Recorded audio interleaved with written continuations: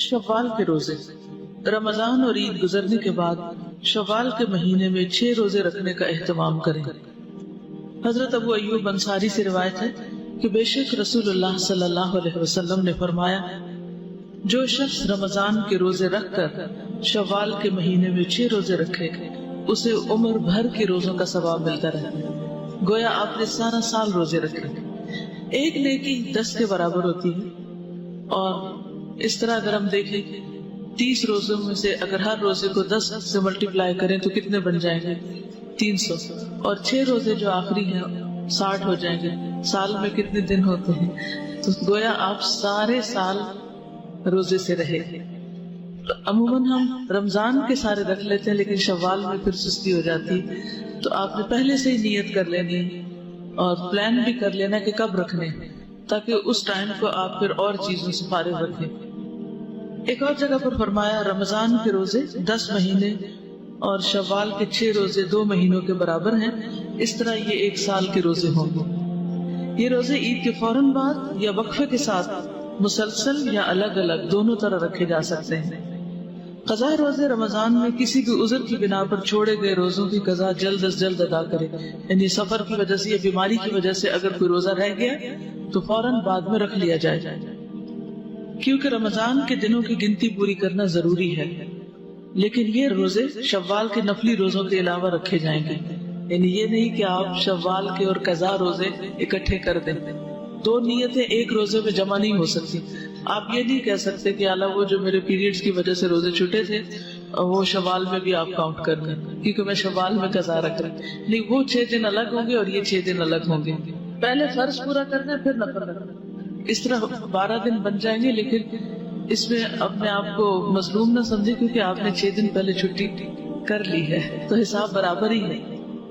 قرآن مجید میں آتا ہے، من کان مریضا او علی سفر فعدۃ من ایام اخر یرید اللہ بکم اليسر ولا یرید بکم العسر ولتکملوا العدہ، اور جو کوئی مریض ہو یا سفر پر ہو تو وہ دوسرے دنوں میں روزوں کی تعداد پوری کرے۔ اللہ تمہارے ساتھ نرمی کرنا چاہتا ہے، سختی کرنا نہیں چاہتا، اس لیے یہ طریقہ تمہیں بتایا جا رہا ہے تاکہ تم روزوں کی تعداد پوری کرو، تو گنتی پوری کرنا ضروری ہے۔ اس کے علاوہ پھر ہر مہینے کے 3 روزے ہیں اور ہر ہفتے کے 2 روزے، جو بھی آپ چوز کریں۔ دونوں طرح رکھنا چاہیں تو بہت ہی اچھا ہے، لیکن اگر ان میں سے کوئی ایک سنت فالو کرتے رہے سال بھر تو بہت ہی مناسب ہوگا اور انشاءاللہ مقربین والے اعمال میں سے۔ رسول اللہ صلی اللہ علیہ وسلم نے فرمایا، سوموار اور جمعرات کو لوگوں کے اعمال اللہ کے حضور پیش کیے جاتے ہیں، اور میں چاہتا ہوں کہ جب میرے اعمال اللہ کے ہاں پیش کیے جائیں تو میں اس وقت روزے سے ہوں۔ اور ہر مہینے میں 3 روزے رکھنا، اس کا کیا اجر و ثواب ہے؟ وہ دل کے کینے کو دور کر دیتا ہے۔ 3 کون سے دن؟ 13، 14، 15۔ ٹھیک ہے۔ روزے کی فضیلت، فضل الصوم۔ رمضان المبارک کے شروع ہوتے ہی جنت کے دروازے کھول دیے جاتے ہیں اور جہنم کے دروازے بند کر دیے جاتے ہیں۔ عن ابی ہریرہ قال قال رسول اللہ صلی اللہ علیہ وسلم اذا دخل رمضان فتحت ابواب السماء وغلقت ابواب جہنم وسلسلت الشیاطین، متفق علیہ۔ حضرت ابو ہریرہ رضی اللہ عنہ سے روایت ہے کہ رسول اللہ صلی اللہ علیہ وسلم نے فرمایا، جب رمضان آتا ہے تو آسمان کے دروازے کھول دیے جاتے ہیں، جہنم کے دروازے بند کر دیے جاتے ہیں اور شیاطین قید کر دیے جاتے ہیں۔ جی، آسمان کے دروازے کیوں کھول دیے جاتے ہیں؟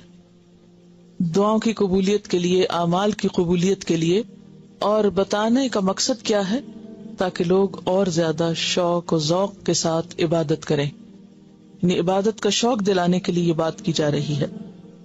اور پھر جنت کے دروازے کتنے ہیں؟ 8 دروازے، جہنم کے 7 ہیں، لہا 7 ابواب لکل باب منہم جزء مقسوم۔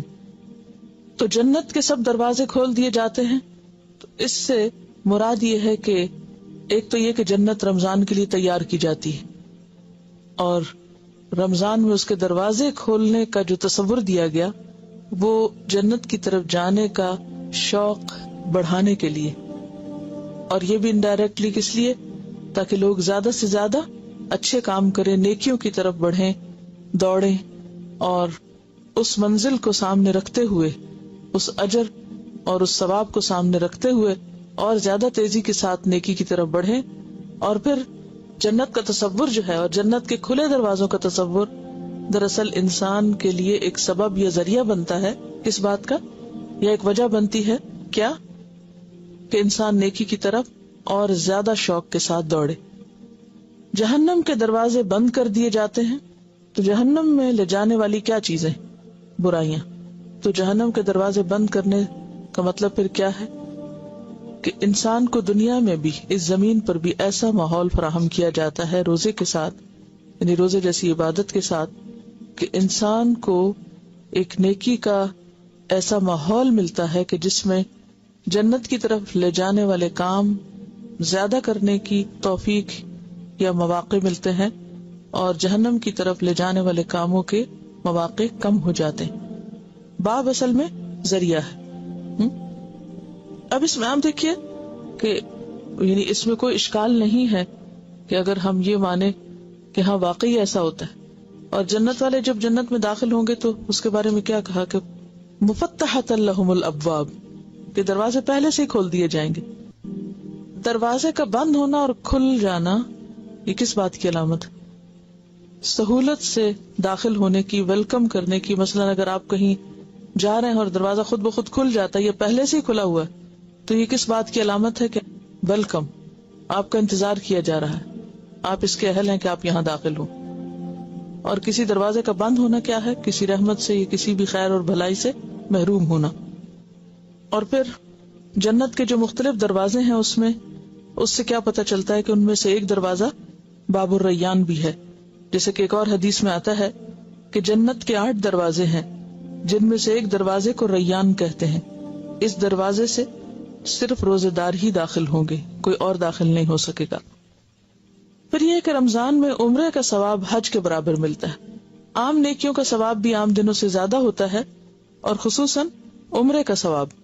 ان عطا ان رحمہ اللہ. جب میں عربی عبارت پڑھوں تو آپ لوگ اپنی پینسل کے ساتھ عربی عبارت کے ایک ایک لفظ پر ساتھ ساتھ چلتے چلے جائیں، یعنی اپنی پینسل کو اس لفظ پر رکھتے چلے جائیں. اس کا کیا فائدہ ہوگا؟ عربی سے آپ کی نگاہیں مانوس ہوں گی، اور ہو سکتا ہے بہت سا ترجمہ آپ کو پہلے سے آتا ہو اور چند لفظ مشکل ہو جو آپ کو نہ آئے.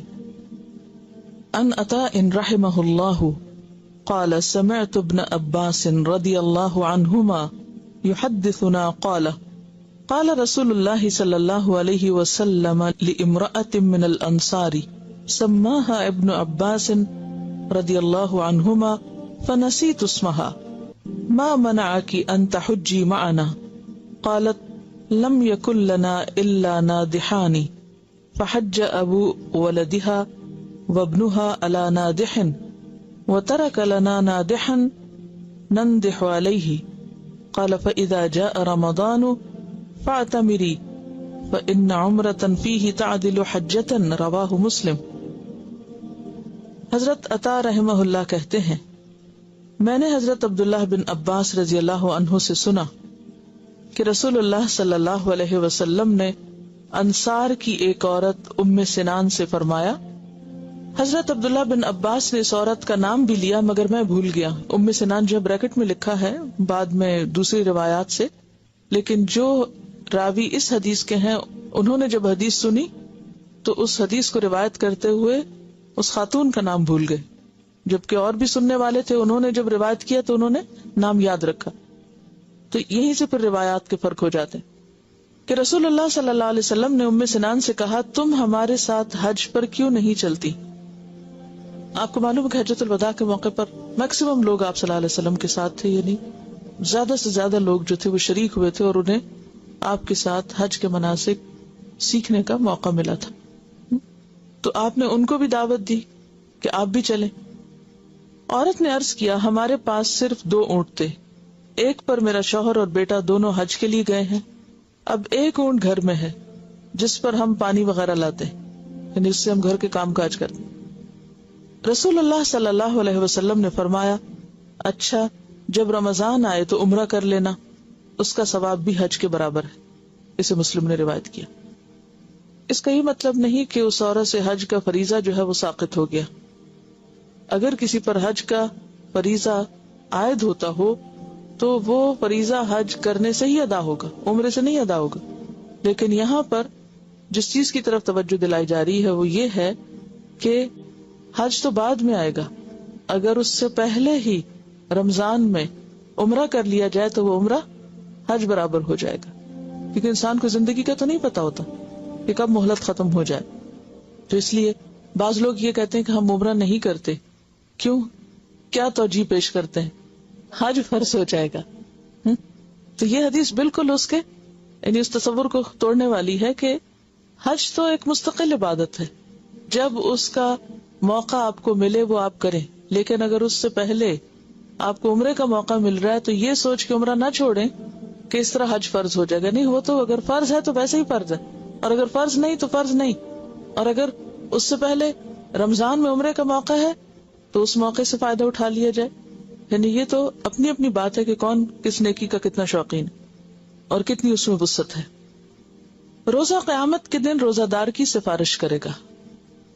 ان عبد اللہ بن عمرو ان رسول اللہ صلی اللہ علیہ وسلم قال الصیام والقرآن یشفعان للعبد یوم القیامت یقول الصیام ای رب منعته الطعام والشہوة فشفعنی فیہ ویقول القرآن منعته النوم باللیل فشفعنی فیہ قال فیشفعان رواہ احمد والطبرانی صحیح.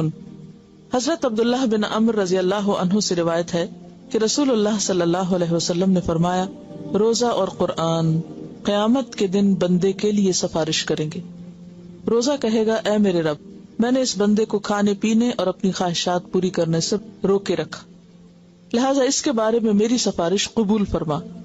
قرآن کہے گا اے میرے رب، میں نے اس بندے کو رات قیام کے لیے سونے سے روکے رکھا، لہٰذا اس کے بارے میں میری سفارش قبول فرما. چنانچہ دونوں کی سفارش قبول کی جائے گی.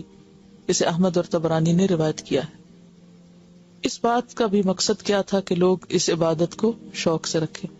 یہ اسلام کی خوبصورتی ہے کہ ایک چیز کو، ایک عبادت کو ہمارے لیے اگر اس نے فرض کیا ہے تو ساتھ اس فرض کو ادا کرنے کا شوق بھی دلایا ہے تاکہ وہ فریضہ ادا کرنا آسان ہو جائے.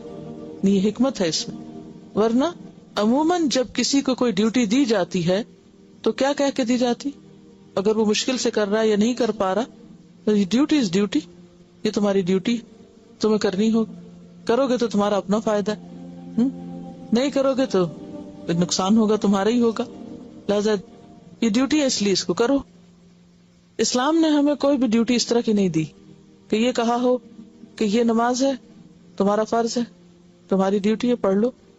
ہم تھکے ہوئے ہیں یا کچھ بھی، یا کوئی نیند آ رہی ہے، یا قرآن پڑھنے کا معاملہ ہے یا روزے کا. ظاہر ہے کہ ان سب چیزوں میں نفس پر ایک مشقت بھی ہے، ایک تکلیف بھی ہے، یہ ایک بعض اوقات انسان کے لیے یہ کام بھاری بھی ہو جاتے ہیں. لیکن جب اجر سامنے ہوتا ہے، جزا سامنے ہوتی ہے، تو مشکل سے مشکل کام آسان لگنے لگتے ہیں. یہی اللہ تعالیٰ کی رحمت اور مہربانی ہے کہ ہمارے فائدے کے لیے ہمیں کام کرنے کو کہا جاتا ہے اور پھر مزید اس پر ثواب اور اس کا فائدہ بتا کے اس کو آسان بھی کر دیا جاتا ہے. روزے کا اجر بے حساب ہے. عن ابی ہریرہ قال قال رسول اللہ صلی اللہ علیہ وسلم قال اللہ عز وجل. یہاں آپ دیکھ رہے ہیں کہ حضرت ابو ہریرہ سے روایت ہے، نبی صلی اللہ علیہ وسلم نے فرمایا، اللہ تعالیٰ فرماتا ہے. اور ایسی حدیث قدسی کہلاتی جس میں الفاظ نبی صلی اللہ علیہ وسلم کے ہوتے ہیں لیکن بات اللہ تعالیٰ کی طرف سے ہوتی. کل عمل ابن آدم لہ الا الصیام فإنہ لی وأنا اجزی بہ والصیام جنۃ فإذا كان یوم صوم احدکم فلا يرفث یومئذ ولا يسخب فإن سابہ احد او قاتلہ فلیقل انی امرؤ صائم والذی نفس محمد بیدہ لخلوف فم الصائم اطیب عند اللہ یوم القیامہ من ریح المسک وللصائم فرحتان یفرحہما اذا افطر فرح بفطرہ وَإِذَا لَقِيَ رَبَّهُ فَرِحَ بِصَوْمِهِ رواہ مسلم۔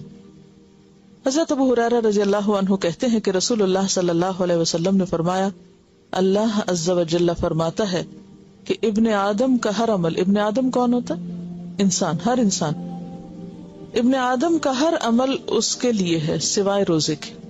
روزہ میرے لیے ہے اور میں ہی اس کی جزا دوں گا۔ یعنی روزے کو خاص اپنے لیے کیوں قرار دیا؟ کیونکہ روزہ ایک ایسی عبادت ہے جس کا علم صرف اللہ تعالیٰ کو ہوتا ہے۔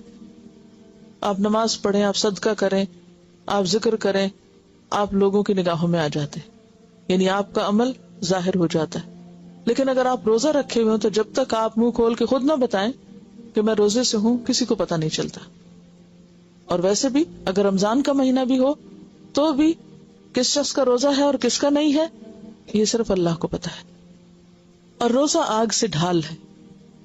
یہاں انہوں نے آگ کا لفظ بریکٹ میں ڈالا ہے، لیکن یہ کہ یہ ڈھال کئی چیزوں سے ہو سکتی ہے۔ گناہوں سے بھی تو ڈھال کیا ہوتی ہے؟ شیلڈ، جس سے دشمن کے وار کو روکا جاتا ہے، پروٹیکشن کے لیے ہوتی ہے شیلڈ۔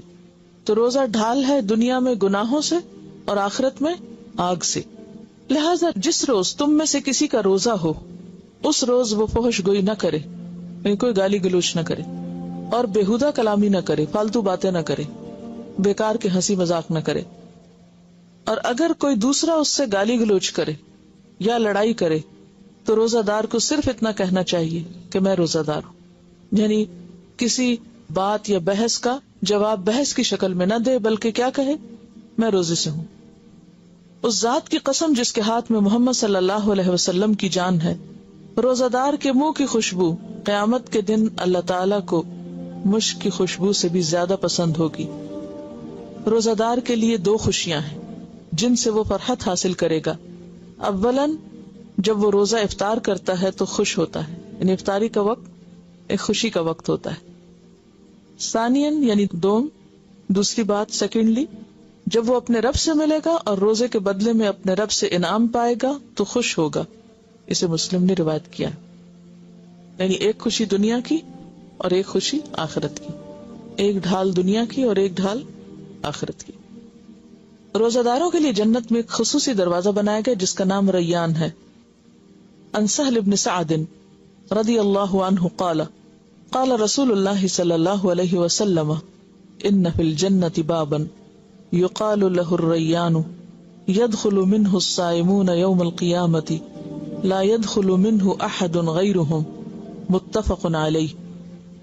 حضرت سہل بن سعد رضی اللہ عنہ کہتے ہیں رسول اللہ صلی اللہ علیہ وسلم نے فرمایا، جنت کا ایک دروازہ ہے جس کا نام ریان ہے، جس سے قیامت کے دن روزہ دار گزریں گے، ان کے علاوہ اس دروازے سے کوئی دوسرا نہیں گزرے گا۔ اسے بخاری نے روایت کیا۔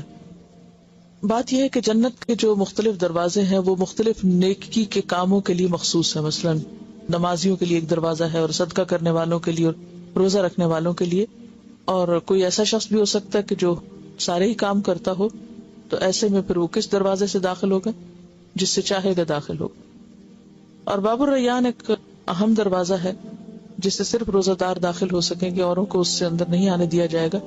تو آپ دیکھیے کہ کسی بھی جگہ میں داخل ہونے کے لیے بعض مین گیٹ ہوتے ہیں، بعض چھوٹے گیٹ ہوتے ہیں، یا مختلف شکل کے بنے ہوئے ہوتے ہیں، اور کسی بھی جگہ داخل ہونے کے لیے جو خوبصورت دروازہ، بہرحال اس سے داخل ہونا بھی ایک انجوائمنٹ کا ذریعہ ہوتا ہے۔ تو یہ بھی ایک طرح سے روزے کا شوق دلانے کے لیے لوگوں کو بتایا گیا ہے۔ اور دوسری بات یہ ہے کہ ہر شخص کے اندر آپ دیکھیں گے کہ ایک نمایاں نیکی ہوتی ہے۔